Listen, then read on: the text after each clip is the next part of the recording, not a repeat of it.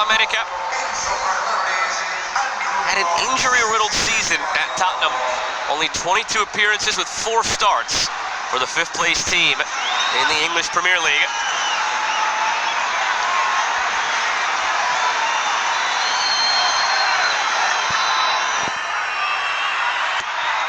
Chile will counter with their first sub as well. Marcos Volados, who got the start against Peru, will come on.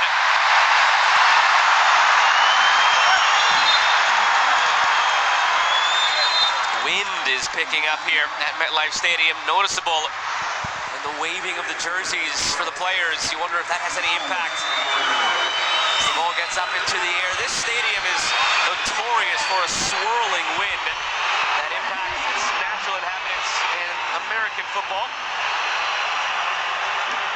And Alexis Sanchez will see his day come to an end.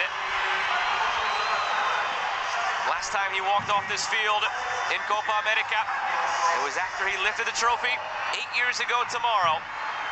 Sweet memory for Chile and Sanchez, now replaced by Marcos Volados.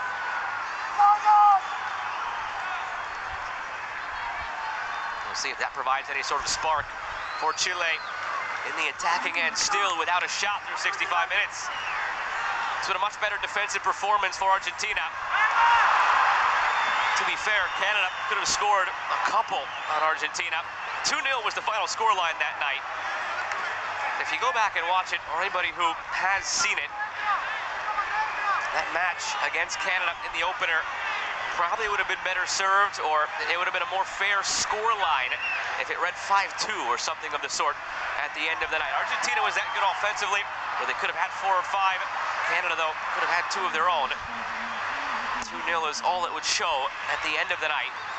So with all that in mind, Argentina has continued its ability to create chances. 17 shots, 6 on target, but they've limited Chile to no shots tonight.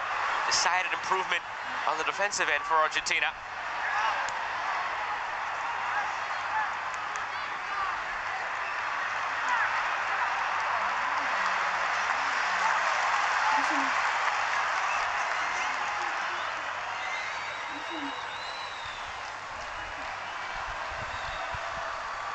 Wonder if Chile drew any inspiration from yesterday's surprise result against one of the tournament favorites, with Costa Rica drawing Brazil 0-0. Lo Celso.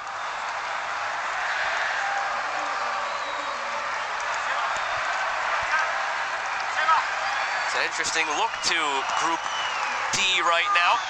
Colombia leading the way with 3 points. Brazil and Costa Rica with 1 each, and Paraguay in last. Over the top to Messi. Flag stays down. It's Messi over the bar. The flag did come up, would not have counted. But again, there's a look at what he can do on a moment's notice, even at 37 as of yesterday, day after his birthday. Still has enough in his legs and between the ears more than anything else to pick the moment when to tap into the reserves, when to make a run like that. Can't do it on every trip down the field like he could have a decade ago. That's why he's still one of the best in the world and the leader for Argentina, and why they won the World Cup. Not even a full 2 years ago yet. Getting close though. Time does go by in the blink of an eye. We are 5 months away from the 2-year anniversary of the start of that World Cup, as hard as that is to believe. But it's those moments where he's been calculating for 68 minutes, surveying the landscape around him, studying the movements of his opponents. While he's walking, he's processing. Seems like he's doing nothing, but he's waiting for that moment to strike. It was nearly there for Argentina, and here he is on the ball again. Perfect ball for Rodrigo de Paul. Brilliant touch past the defender, serves it up, and it's steered out for a corner. This is more like it again now from Argentina.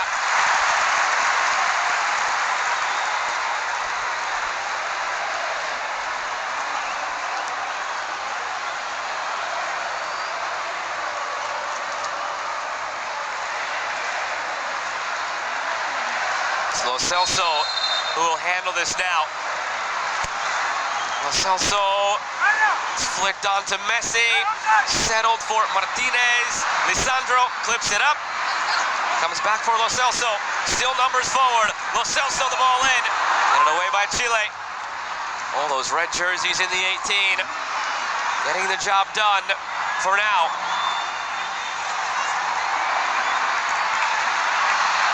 Scooped ahead for Echeverria. Newcomer to the starting 11 tonight. Has shown well for Chile.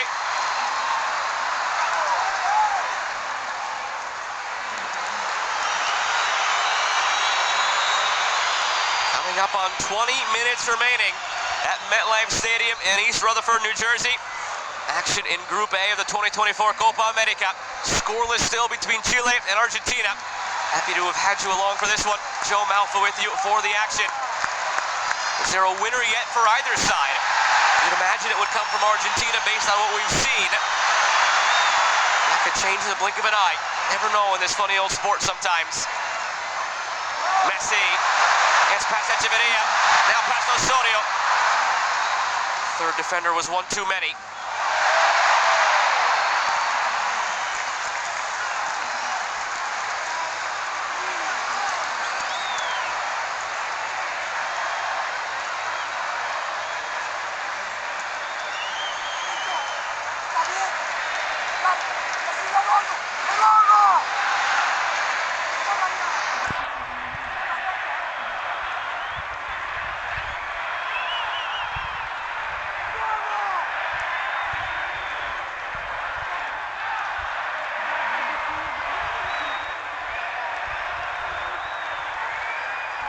McAllister.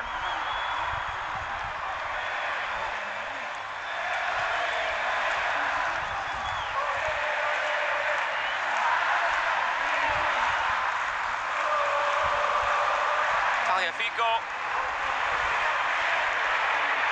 Alvarez. Remember what hangs in the balance here. A win for Argentina would not guarantee they win the group just quite yet, but it would mean they are through to the quarterfinal. They would be sitting on 6 points. Canada could still match that, and then it would depend on the goal differential on the last day. But a win would guarantee a spot in the quarterfinal. It's curled back. Isla at the end line. Isla drives it through. At the edge of the area. Blasted save by Martinez. He's done nothing for 72 minutes. And he comes up big when called upon. They were just begging to be hit. Echeverria would hit it.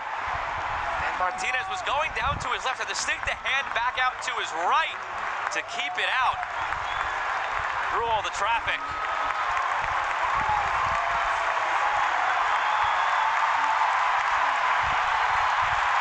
That applause is to welcome Lautaro Martinez and Angel Di Maria.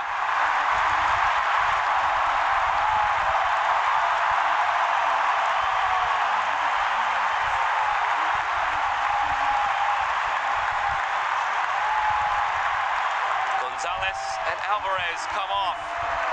Argentina are going for this victory.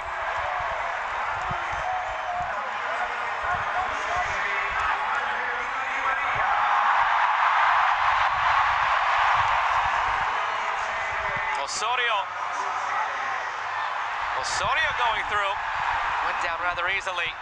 Maybe some life now for Chile out of the ashes.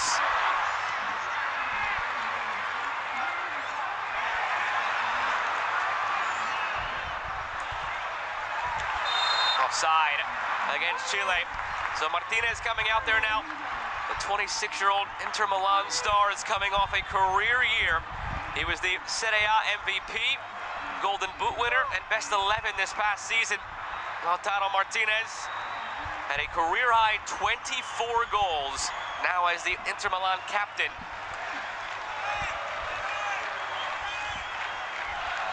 Angel Di Maria coming off a strong year in his own right, now at the age of 36. He returned to his original club, Benfica. 48 appearances, 17 goals, 15 assists since he joined them, or rejoined them rather, last July. Di Maria earning his 142nd cap tonight, playing in his 6th Copa America.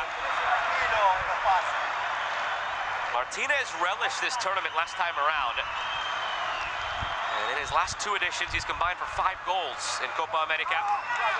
2 terrific options to bring in for Argentina.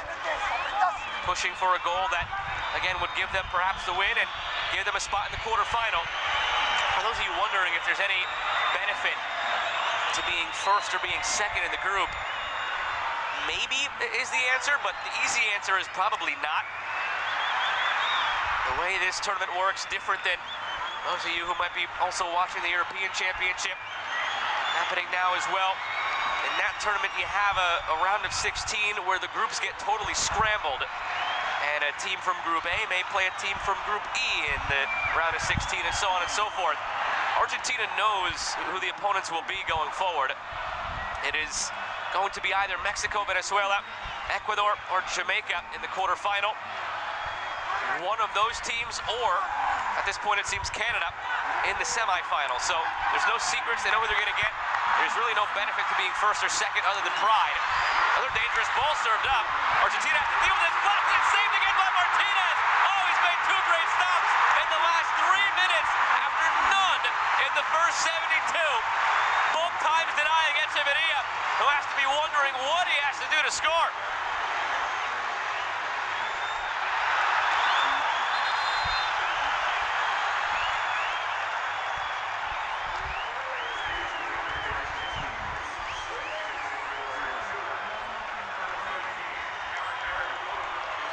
Pulhar will come off now, replaced by Marcelino Nunez. Wind at the sails now for Chile.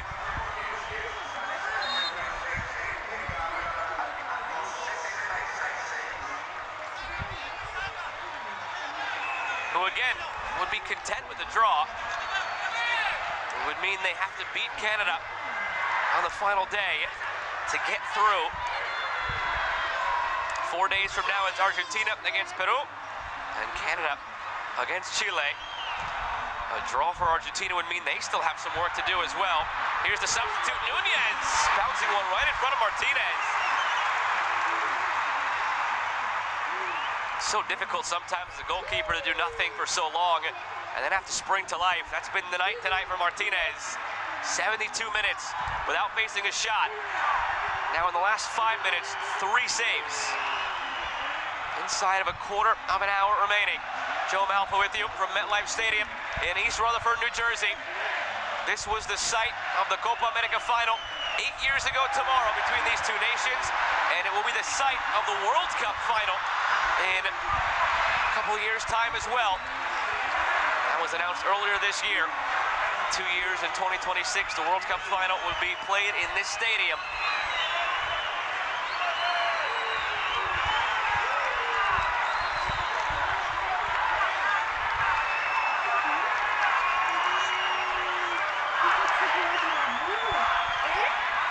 Chile with this sudden momentum and another turnover nearly. If they can find a goal, it would turn this group completely upside down. Chile would all of a sudden end the night as the group leaders, with Argentina in second, Canada in third, and Peru bringing up the rear.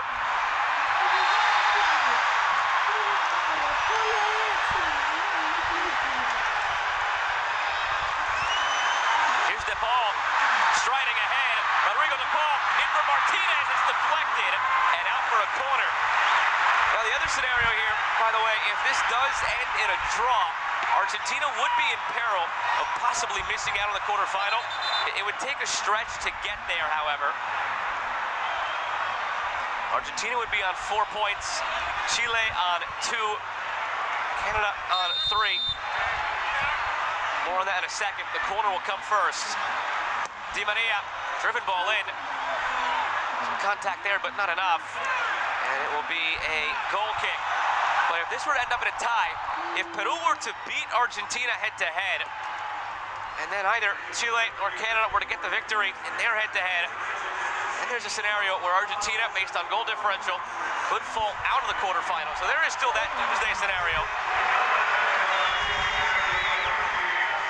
Not a scenario that really crossed the mind for me, or maybe you at home, or many in this stadium even, over the first 70 minutes, but all of a sudden now, with Chile springing to life in the last 5-6 minutes. It's a possibility. Here's Messi, squaring it back. Martinez, a heavy touch. Lo Celso, De Paul, Di Maria. Di Maria to the end line. Di Maria coming down. Play on, says Andres Matonte. And that is a stunning decision by the referee. Let's have another look. Oh, that's a lot of contact. We've set the tone early tonight from the referee, Andres Matonte. He let a lot go early. He seemed to tighten it up with a shorter leash and more whistles in the second half. Crowd unhappy with that one, and on second look, they have reason to be. Played the other way now. Chance for Chile, contact there, and waved on. At least it's gone both ways from Matonte, just letting a lot go tonight. Some players will like that, of course. Just let them play, let them decide it. 10 more minutes remain in a game that has suddenly sprung to life in the last 10 minutes.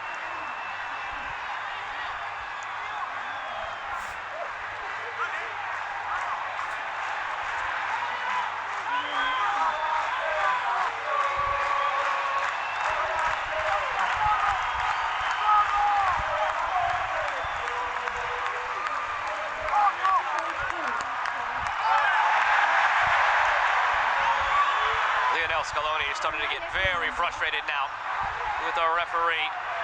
This is the risk you run as a referee. Again, it's one thing to let things go and to let the players play, but at some point it crosses a line and boils over. Player safety comes to mind, and yeah, moments like that seem to be clear fouls, and hard ones at that. Finally, this one given. And it's Isla who will pick up a yellow.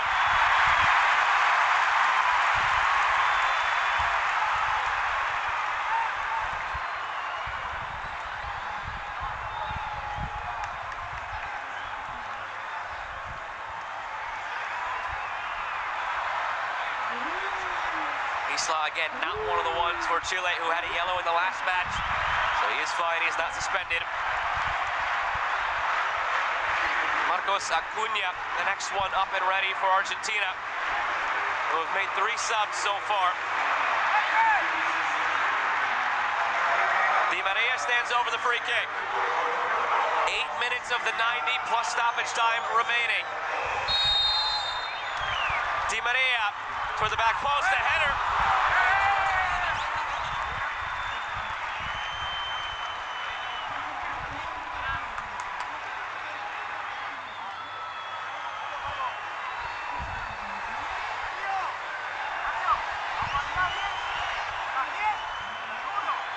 Molina will come off.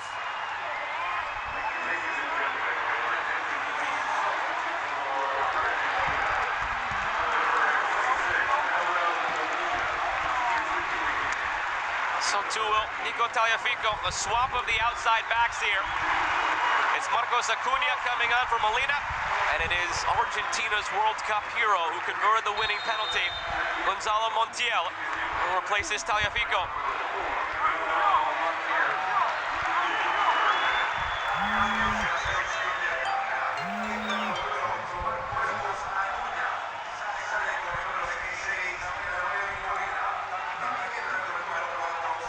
Final 7 minutes. As it stands, Argentina would be straightforward.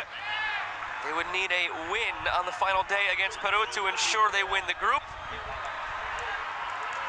Though a point on the final day should suffice. They want all 3 though tonight. Racing into space now. There's the fresh legs of Di Maria.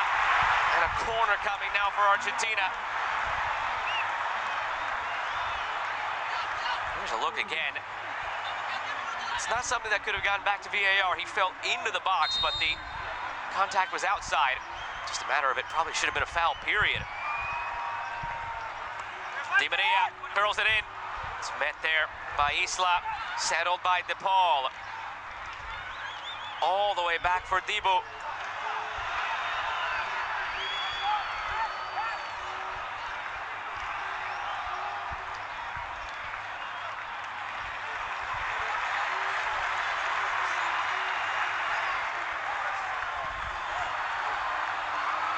to the quarterfinal here in the 2024 Copa America.